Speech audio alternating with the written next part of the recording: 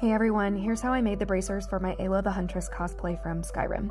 So the first thing that I did, of course, was draft the patterns for my bracers. These consist of 3 different pieces. I didn't film myself cutting out the foam for this because it's in all of the other videos for my Aela cosplay, so if you need any info on that, you can go back to those. Here I'm cutting out the fake leather fabric that I'm using to cover the main part of the bracer with. This is like a vinyl fake leather that I'm also using for the dress. Next, I am putting it in place and then marking off where the fabric will actually get glued to the EVA foam. I was originally going to use contact glue, but the bond wasn't as strong, I think because it absorbed into the fabric, so I ended up using spray glue for the bracers. So with spray glue, you need to use it in a really well ventilated space. I actually went outside and I just used painter's tape to tape off any areas where I didn't want the glue to get on and did it in sections.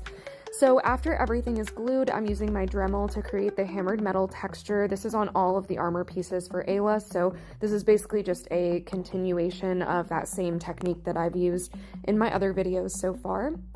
After the texture is complete, I need to add the eyelets so that the bracer can be laced up and the rivet details. So I did one bracer first and then started filming the second one so that you guys could see what it looks like when it's finished. So I used the first bracer to mark off where the eyelets would go, and these are the type of eyelets you would use for corsets and other things that need to be laced up. These are being hole punched with a leather working punch. It was quite difficult because of the spray glue, so I had to put on some of my like industrial gloves to help with my hands because it was painful.